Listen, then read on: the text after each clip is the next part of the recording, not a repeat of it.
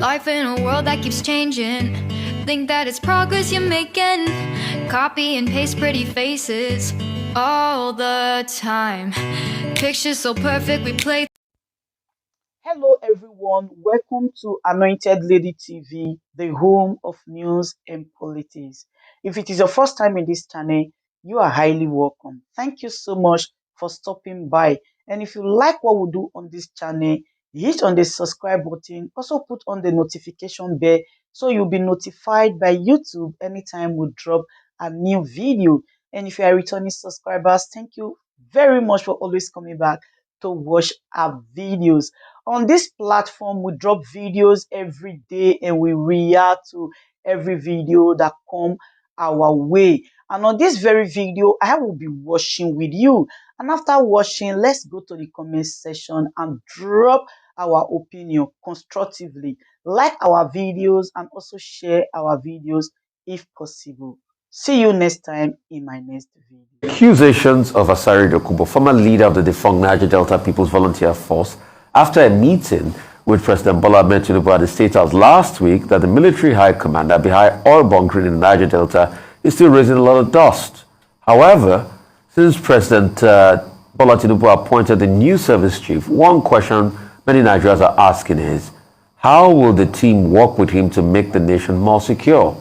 Some have been probing the geopolitical and ethnic representation of the service chief. So, Arise correspondent Tolu Ojewumi takes a cursory look at these new appointments. Hi. Bola Ahmed Tinubu. Since the inauguration of the Bola Tinubu administration, citizens' interest have peaked to know how President Tinubu would stem the tide and how he would select his service chiefs. When he made the announcements, interest veered towards the federal character principle and his promise to not marginalize any zone of the nation. Malam Nuhu Ribadu is the new National Security Advisor. He hails from Adamawa State, northeast Nigeria. Being a policeman and a pioneer chairman of the Economic and Financial Crimes Commission, EFCC, it might be of public interest how he will bring his experience to bear in his new assignments, considering that most occupants of the office since the return to democracy in 1999 have often been ex-military generals. Major General Christopher Musa is the Chief of Defense Staff. He hails from Kaduna State in northwest Nigeria. He is a senior research fellow of the Nigerian Army Research Center and served as Theater Commander, Joint Task Force, Northeast Nigeria, Operation Hadinkai, and Commander Infantry Corps. Major General Tawheed Lagbaja is the new Chief of Army Staff. He's from Osun State, southwest Nigeria. He was General Officer Commanding Headquarters 1 Division. Rear Admiral Emmanuel Ogala is now the Chief of Naval Staff. He's from Enugu State, southeast Nigeria. He was the Director Lessons Learned, Navy Headquarters. Critics say his appointment could assuage the agitation of the southeast for an inclusive government. Air Vice Marshal Hassan Abubakar is the new Chief of Air Staff. He's from Kano State, northwest of Nigeria. Till this appointment, he was the Chief of Standards and Evaluations, Headquarters Nigeria Air Force, Abuja. Deputy Inspector General of Police Kayode Egbetokun has now been made Acting Inspector General of Police. Egbetokun is from Ogun State, southwest Nigeria. Till his current appointment, he was DIG Force Criminal Investigations Department, Force Headquarters, Abuja. This move, no doubt, is a significant transition in the nation's security apparatus. With the wealth of experience these men are bringing on board, citizens will be on the lookout not only to see a visible change in the security of the nation, but also to heave a sigh of relief from the agitation of the minority for an egalitarian society and an inclusive government. So joining us now, as we further review the appointments of President Tinubu, is Mike Ejiofor, a lawyer and a former director of the Department of State Services, DSS, and the president of Alumni Association of National Institute for Security Studies. Great to have you, sir. Let's start with, the case of crude oil theft and the allegations made by Sèériøůs. What does that say as regards our security system and the military?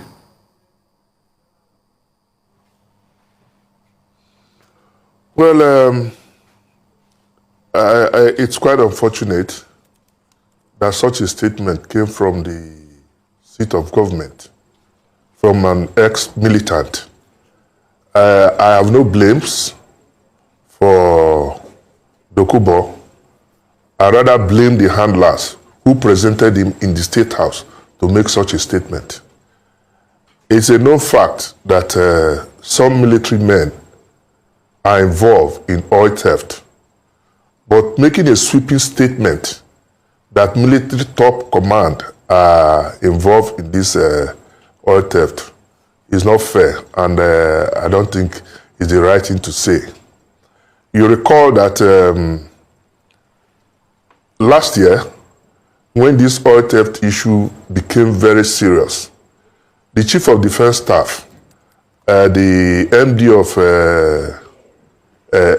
NNPC and the rest of them, major stakeholders, the service chiefs, they all went to the creek to identify, and you saw the discoveries where some of the pipelines were pierced and the oil being tapped from it.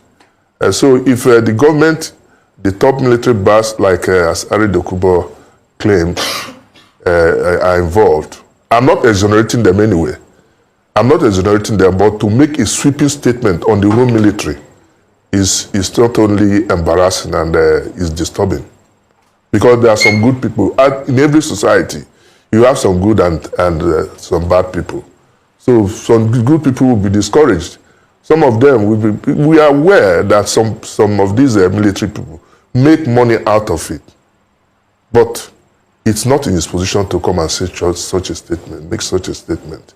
That's where my worry is. But for me, he's a Nigerian, he's entitled to his opinion.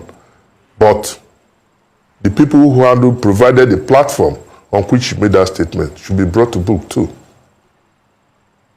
All right, I believe it was the president who was, an invitation from the president, that was where he made that statement, that's Asari Dokubo, when you mentioned that the people who gave him the platform should be brought to book. But let me ask you with regards to the service chiefs. Tolu Adeomi in his report just giving us a profile of each of the appointed, the CDS, the Chief of Army Staff, Chief of Naval Staff, and the Chief of Air Staff. He had given us just a snapshot of their background, their experience, and where they worked before. But from your point of view, I'd like to get your thoughts on the appointment or the appointees.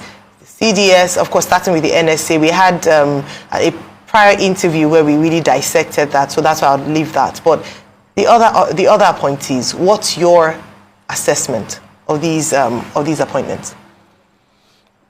Well, I don't have a personal knowledge on any of them. The closest I had with them was when I addressed, I presented a lecture in Army Day celebration in Owerri, where I met General Labaja. That's the closest I've got to any of them that were appointed.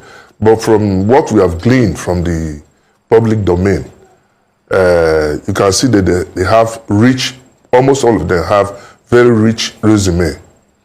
Then in terms of distribution and spread, I think I must also commend the president. If you recall that throughout the last 8 years of APC government, nobody from the Southeast occupied that position. And I think when we talk of handling security situations, it's not only jackboot that we use. I think this appointment of a Southeasterner, an Igbo man for that matter, will kind of assuage the feelings of people in that area. You also recall that Ohaneze has issued a statement, some of the other people have issued a statement commending the appointment and calling for support to government. Even though appointments should not be based on ethnicity or religion, but there must be fairness, there must be equity in distribution of offices. You can see that almost all the geopolitical zones are represented in these service chiefs, apart from North Central. Of course, you know that North Central is also occupying the position of the speaker. I also believe that the boards have been dissolved. In terms of balancing, I think the president will look at some areas to address some of these problems, areas of agitation, so that we can move forward. But for the appointment of the service chiefs, I think I'm happy with that. Two things. Number one will be, if an ex-militant can impugn on the character and integrity of our security forces, then how do we redeem? Because underline the word, an ex-militant can impugn on the character and the security of our intelligence forces. How do we redeem? Secondly, how can we foster interagency cooperation with the new people at the helms of affairs? Because that's important. You saw the fight, recent back and forth between the DSS and the EFCC, for instance, and we've seen all that has happened across, various angles of our security architecture in the country as we speak. Even recently, the DSS had to write a strong rebuttal with Peter Afunaya, saying that they are not breaking any law, that they're within the law and all of that, because of all of these attacks on our security forces. Yeah. On the statement issued by Dokubo, there's little or nothing we can do about it for now, because if you go after him, well, of course, it's left for the security agencies to know what to do, either to call in to expatiate on those allegations. But for me as a person, I would rather suggest that he's ignored. There are some elements of truth in what he said. I'm not dismissing it completely, but to impugn on the entire military, that's why I am not comfortable with. Then if you come to the issue of, will you put rivalry? Yes. Because of the attacks on our yes, the attacks on our security agencies. So it is very discouraging when you see the people who are supposed to support our security agencies in achieving its desired goals, impugning and running down the same security agencies. I read the statement by Peter Afunaya, and it was strong, and I commended him for that statement. You see, there are certain things people don't understand. Apart from maintenance of internal security, which is statutory responsibility of the State Security Service, there's this omnibus clause that any other responsibility assigned by the president, and president is commander-in-chief of the armed forces. So if he decides to assign a particular assignment, to give a particular assignment to the service cannot shy away from it. I also get embarrassed when some of our learned men, learned colleagues, will be making some statements as if they are not aware of these laws. And I ask, where and where has the SSS exceeded its bounds as been alleged? If the SSS exceeds its bounds, you have a way of addressing your issues. You go to court. We've seen cases instituted against the police, against any of the, when your rights are abused. So these are channels of handling this matter instead of impugning the whole agency or our security agencies. I'm not happy that our security agencies will be run down on pages of newspaper. It's painful because I've gone through that side, and there are some people who are committed to the job, and at the end of it, people are just running them down. I think we should rather assist and help them to build an egalitarian society. All right, so I'd like you to, in a recent interview, you spoke a bit in terms, or you spoke actually extensively on this semi-rivalry between the DSS and the EFCC, and you'd addressed that just briefly a short while ago. But I want you to speak to us in terms of the relationship. Yeah, you see, relationship between the DSS and the EFCC now. Yeah. Go on. You see, there's no rivalry, there's no strained relationship between the EFCC and the SSS. The little misunderstanding, at least I was part of the founders of the pioneer staff of the Nigerian Security Organization. And we started from 15 Awolowo Road. That was our headquarters before the then military president moved us to Abuja. So that has been there was this gentleman agreement. Since you don't have space in Lagos, let us give you some space to operate from. And the EFCC has built its own magnificent. Then we have the SSS has need to use that office again. Correspondence have been exchanged on the issue, and they felt they couldn't leave. I think that was what led to the altercation, but I believe that issue has been resolved. Did it have to degenerate into what it degenerated into? That's why a lot of people are talking as regards this interagency rivalry. Did it have to degenerate that I hear a couple of rounds went out and rang out on the streets that day? Did it have to get to that level? And that's why, because we are working collectively for Nigeria's success. That's what we are working for. But did it have to degenerate to that? Because these are the optics people look at and ask what is going on as regards the security in architecture.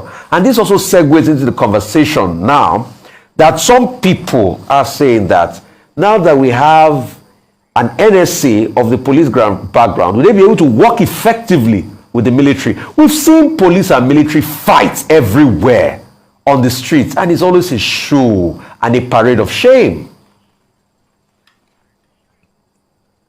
Yeah, Rufai, I must tell you that if we are honest to ourselves, the rivalry that existed before, from 2007 to 2015, a lot has been done, a lot of improvement in terms of synergy and relationship. I don't want us to even begin to overflow this issue of the clash between the SSS and the EFCC, because if you begin to escalate it, nobody knows, nobody is talking about it. The president directed that they should be allowed to stay there, and I believe at that high level, the matter has been resolved. Now, if you look at the president, he has said he is going to invest in security. On two occasions, first when he visited the National Counter-Terrorism Center, he stressed the need for synergy between the agencies, because if you are working at cross purposes, there's no way you are going to achieve result.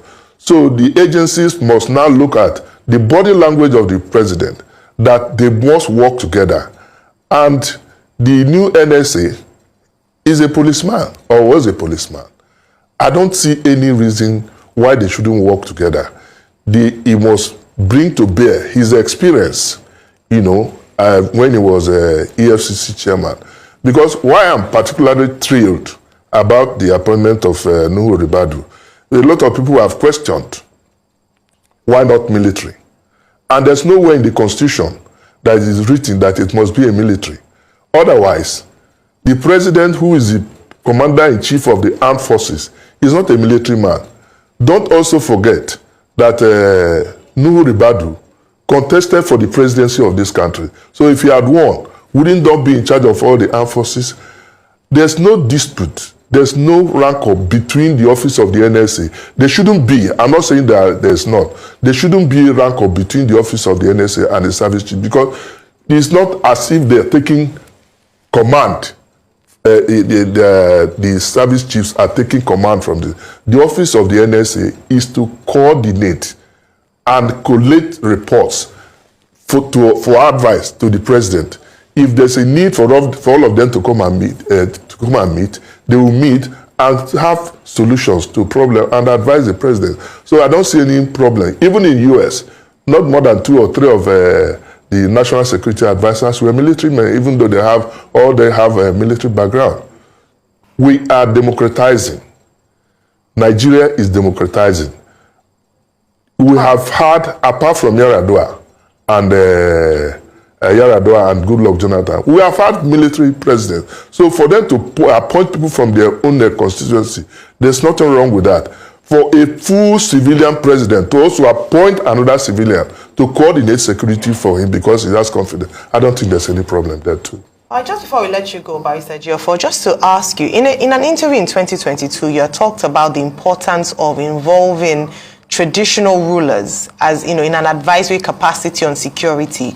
Beyond appointment of service chiefs, what other moves can the president make to amplify his security architecture? Well, for me, the call on traditional rulers is very, very strategic, because before the advent of this our civilization, what democracy, we have governed our people. The traditional rulers have been in charge of the communities. They know the people staying in their communities, so they are supposed to collaborate with security agencies.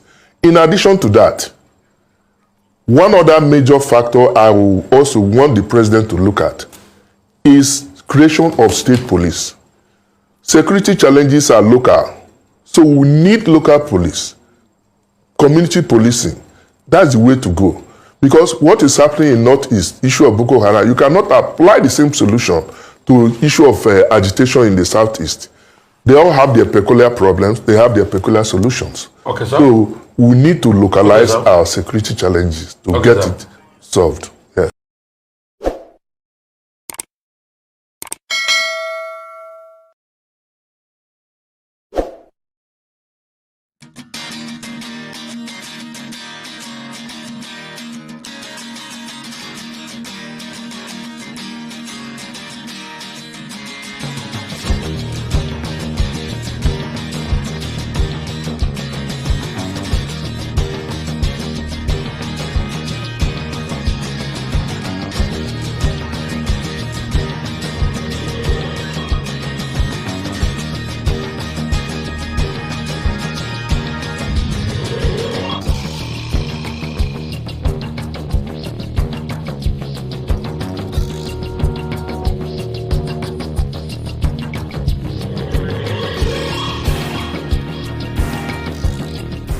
Ladies and gentlemen, good day, my brothers and sisters, my mummies and my daddies over there. Is your sister again, your doctor, your friend, your girl, Anointed Lady TV. Please, if today is your first time of coming across my YouTube channel, please do subscribe for me. Subscribe and turn on the notification bell. So each time I upload any video, you will be notified. So in this my channel, I will be bringing up many things to you in which you will benefit from it. I do talk show, I do news, anything you want to talk about, I am into it. Please subscribe and turn on the notification bell. So each time I upload any video or each time I'm on live on YouTube, you will be notified. Thank you very much for always being there for me. Please do subscribe for me, and as you do so, God will richly bless you and meet your heart desire. Thank you very much. I love you all.